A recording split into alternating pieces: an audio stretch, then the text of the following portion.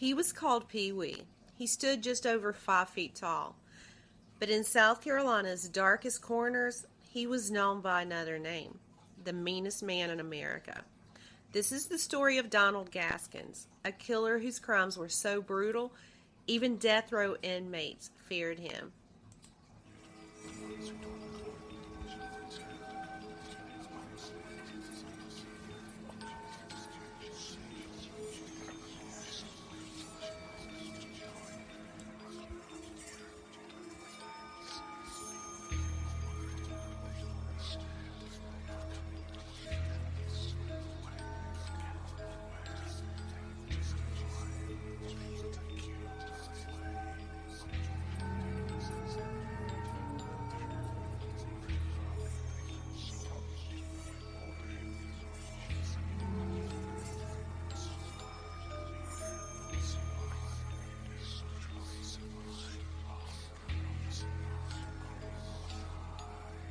Welcome to Season 1, Episode 1 of Bloodshed and Breadcrumbs. I'm your host, Andrea Lee, and you might remember me from my earlier podcast that I ended. I didn't mean to end it, so I know this all sounds crazy, but I'm not going to lie, I'm just going to be honest here. I think covering the Alex Murdaugh trial so much last year kind of burned me out, so I needed a little break, but I'm back, and this is a whole new podcast. Now, before he was the meanest man in America, he was just a boy named Donald Henry Gaskins Jr., small, angry, and already dangerous. Donald was born in 1933 in a rural area of Florence County, South Carolina. And he was the last of several children in the family that barely noticed him. His mom didn't even name him until she had to fill out a birth certificate for him. He was undersized from the start, barely 5 feet tall as an adult, and that earned him the name Pee Wee, and it was a label that stuck like a curse. Now, before I go further, I just need y'all to understand that I'm not making excuses for what he did. I just think it's important to know his background, where he came from, all that stuff, before we get into the nitty-gritty. And he grew up in a world of neglect and violence. His home life was chaotic, marked by poverty, abuse, and abandonment. He later claimed that he didn't even know who his father was, and that his mom often left him at home to fend for himself. And by the age of 11, he was already breaking into homes, stealing, and getting into fights. But it wasn't just petty crime. His violence soon escalated. At the age of 13, he was sent to a reform school for a burglary. And what happened there shaped him permanently. He was beaten, raped, and humiliated by older boys and guards. Gaskins learned to survive by becoming more brutal than his abusers. He fought back viciously, earning a reputation for unpredictable rage. And he later said, "I learned that hurting people was the only way to keep from being hurt." I guess he had the mentality of hurt or be hurt. By his late teens, Gaskins had already attempted murder. He slashed a girl with a broken bottle during a fight and was sentenced to prison. And once he was in prison, he continued to be abused and continued to retaliate.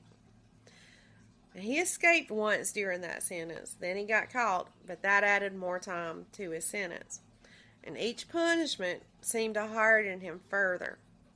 Psychologists would later diagnose him with antisocial personality disorder, but even that label feels too, clinical. Gaskins, he didn't just lack empathy. He seemed to feed off cruelty. And he wasn't just shaped by violence. It became his archetype. By the time Donald Gaskins was released from prison in the 1960s, he wasn't just angry, he was practiced. He'd spent years learning how to hurt people. Now, he was just ready to disappear into the backwoods of South Carolina and start killing. He claims his first murders were what he called coastal kills. random hitchhikers, runaways, and drifters he picked up along the highways near the South Carolina coast. And he said he killed them for fun, often torturing them before they died. And he buried many of them in remote areas, and sometimes even in his own backyard, which he called the Deadly Dungeon. But here's the thing, y'all. Most of these early murders were never even confirmed. He bragged about killing over 100 people, but only 9 of them have been proven. Still, investigators believe there may be dozens more. His stories were so detailed, so grotesque, that even seasoned detectives wondered how much of it was real. And his methods were brutal. His victims were beaten, stabbed, drowned, and mutilated. He didn't just kill, he prolonged his victims' suffering. And he was once quoted as saying, "I got a high from it. The screams, the begging, it made me feel like God." And then he started killing people he knew. In 1970, Gaskins murdered his own niece, Janice Kirby, and her friend, Patricia Ann Alsbrook. Now, Janice was only 15 years old. And about those murders, Gaskins said that he was angry over their supposed drug abuse. But there are others who believe he was attempting to sexually assault them. He was just this dirty, angry little man. And y'all get this, he went to visit, now, and this is after the murder of his niece and her friend. He went to visit a half-sister, had cake and coffee with her and her family, all while having the body of his niece in the trunk of his car. That's just, like, twisted, okay? Like, I mean, we already know he was twisted, but that one just, I don't know. Now, you know, we talk about Ted Bundy was a charming person, but Pee Wee also used charm and manipulation to lure victims. He'd offer them rides, jobs, or help, and then those people would never be heard from again. And the thing is his small stature made him seem harmless. But behind the name, or the nickname Pee Wee, was a man who thrived on domination. By the mid-1970s, Gaskins was no longer just a rumor. Bodies were being found, people were disappearing, and the whispers about the mean little man in Prospect, South Carolina were growing louder. Now, here is a list. It's not a complete list, but it's his confirmed victims and a little bit about their murders. Now, there was these half-brothers, Dennis Bellamy and Johnny Knight. And they were Gaskins' most documented victims. They were both young men that Gaskins knew personally, and they had shown up on the night of their murders, which was October 10th, 1975, at Gaskins' house, looking for their sister Diane, who had been missing since April of that year. Later, Pee Wee said that when they showed up at his house, Bellamy was intoxicated, and Pee Wee didn't like that. Now, as crazy as it sounds, I've read that Pee Wee lived a straight-edge, clean life. I know that sounds crazy. But anyway, he didn't like it when Bellamy showed up at his house intoxicated. So he offered to give Bellamy a ride back home. And I guess Bellamy took him up on that. Somewhere along the way, they stopped, went into the woods because Pee Wee needed to relieve himself, and Bellamy walked with him. Well, at some point at this walk in the woods or whatever, Pee Wee pulls out a gun, shoots him 3 times, and kills him. When Pee Wee got ready to walk back to his car, or when he actually walked back to his car, he discovers the car won't start. So he had to walk all the way back to his house, and when he got there, he offered to walk Knight home. Now, I don't know.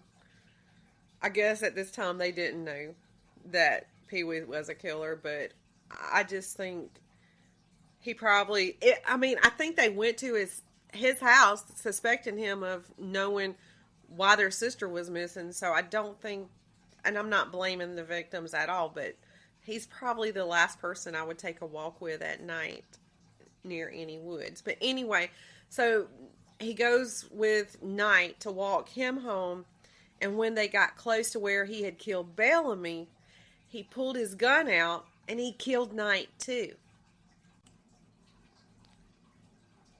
Kim Galkin was a 13-year-old girl who had disappeared. And what has been reported is that Kim was a runaway and showed up at Gaskins' home. And Gaskins let her stay with him for a while, and then she stayed with a daughter of his. Soon Gaskins caught word that she was telling people that he and two other men had sexually assaulted her. Later, he admitted that he conspired with two of her friends to lure her to a dirt road near the county line. When she got there, Gaskins shot her in the back of the head, and then he stabbed her in the stomach. But her death wasn't just another statistic. It was the catalyst that finally brought Gaskins down. And then there's the unnamed victims. They had no names in the papers. No families were quoted. No photos on the evening news. Just bones in that Carolina soil. Just stories Gaskins told. Bragging about hitchhikers, runaways, drifters. And it was people, he said, that wouldn't be missed. We don't know their names. We don't know their faces. But we know this. They were real. They were human. And they deserved more than to be forgotten by the man who made murder his legacy. So what were the breadcrumbs? The evidence in this case? There was Walter Neely's confession. Neely was Gaskins' longtime associate who became the linchpin of the investigation. Neely confessed to helping Gaskins bury bodies and dispose of evidence. His testimony led police directly to the burial sites behind Gaskins' home. And there were other acquaintances. Several people close to Gaskins reported suspicious behavior like disappearances, threats, and even confessions made in confidence. These accounts help build a psychological profile and timeline. At the burial site, 8 bodies were exhumed from shallow graves on his property in Prospect, South Carolina. Each grave contained remains in various stages of decomposition, along with some of their personal items that helped identify them. Forensics back then, they weren't what they are now, but autopsies revealed that some causes of death included gunshot wounds, stabbing, and signs of torture. Some victims have been poisoned or drugged, and there's also been mention of drowning. Firearms found on Gaskins' property matched bullets recovered from some victims. Knives and other tools were also recovered, many bearing blood or tissue. But let's talk about his arrest. It was November 4th, 1975, there in Prospect, South Carolina, and it's the kind of place where secrets stay buried until they don't. Police were investigating the disappearance of Kim Galkin, who had been seen with Gaskins. He was already known to law enforcement, petty crimes, assaults, statutory rape, but this time something felt different. Something felt final. They arrested him on a charge that seemed small, contributing to the delinquency of a minor. But that was enough to get them in the door. Enough to start digging, literally. And what they found behind his trailer would unravel one of the most horrifying murder sprees in Southern history. 8 bodies, shallow graves, victims ranging from teenagers to close family. Each one a breadcrumb and a trail of blood. Gaskins didn't panic. He didn't run. He watched. He waited. And eventually he talked. Now, can you imagine the courtroom when all these charges started going to trial? I'm sure that the room was quiet, but it wasn't calm at all. Spectators were probably leaning forward in their seats, like getting closer to the accused would help them understand the scale of his violence. And then there's Gaskins. And he's just sitting there with a blank expression, with his wiry frame swallowed by the gravity of those charges. 8 bodies had been unearthed from the soil behind his trailer, each one a monument to cruelty. In the prosecution, they didn't need theatrics or flamboyance. They had bones. They had names. They had a man who, when asked why he killed, simply said, "I had to." In just 47 minutes, the jury returned with a verdict: guilty of murder. And the sentence was death by electric chair, but he didn't blink, he didn't cry, he didn't beg. He watched the courtroom like a man observing someone else's funeral, and I guess in a way he was. The man who once bragged about being the meanest man in America was now shackled by the very system he had mocked. But the story doesn't end with the verdict. It twisted. And that death sentence was commuted to life in prison because the U.S. Supreme Court overturned, or basically ended, South Carolina's death penalty statute later that same year. But you know what? Even getting put in prison just wasn't enough to contain Gaskins. Because even behind the thick concrete walls of Central Correctional Institute in Columbia, South Carolina, he found a way to kill. Rudolph Tyner, he was a death row inmate convicted of murdering a married couple during a bungled robbery.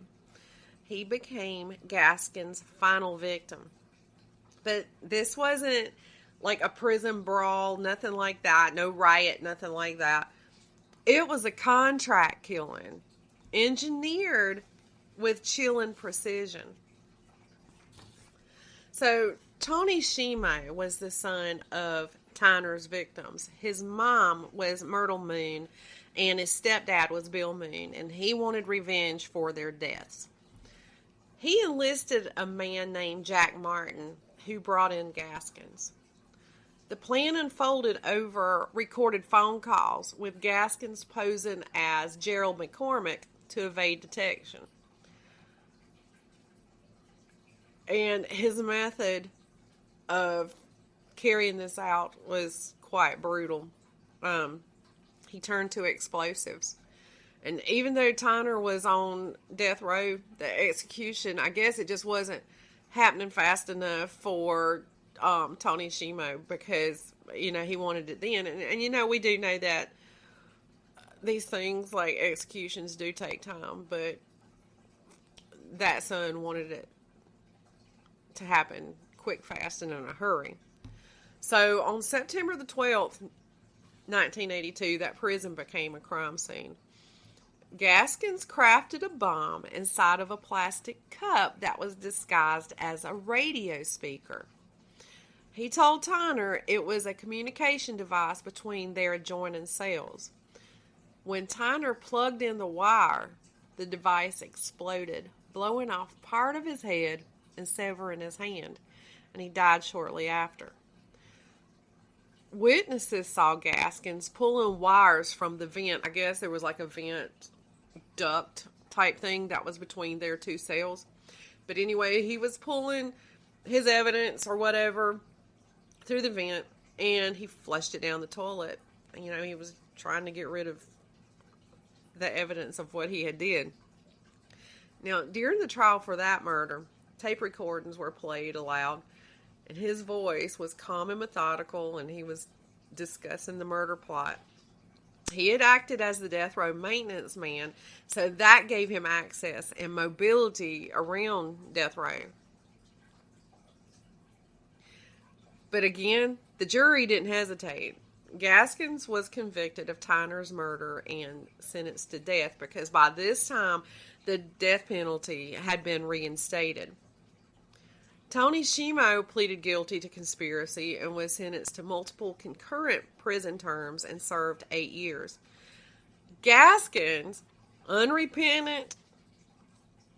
The man who had claimed to kill over 100 people, only 15 confirmed, 9 confirmed. And that's the thing is, like, there's different accounts of how many was confirmed. But Tyner was his very last murder. And on September the 6th, 1991, the electric chair hummed to life. Gaskins had tried to delay his execution by slashing his wrist, but it didn't work. The man that was once called the meanest man in America died as he lived. Deviant, calculating, and utterly devoid of remorse. Now, one last interesting tidbit I want to add to this whole thing is the prosecutor against Gaskins for murdering Tyner was none other than Dick Harpootlian. Now, why is this interesting? Because he's the attorney who represented Alex Murdaugh last year in his murder trial. I just thought that was interesting, but anyway. Donald Henry Pee Wee Gaskins wasn't just a killer. He was a blueprint for unchecked brutality, a man who turned manipulation into ritual and murder into legacy.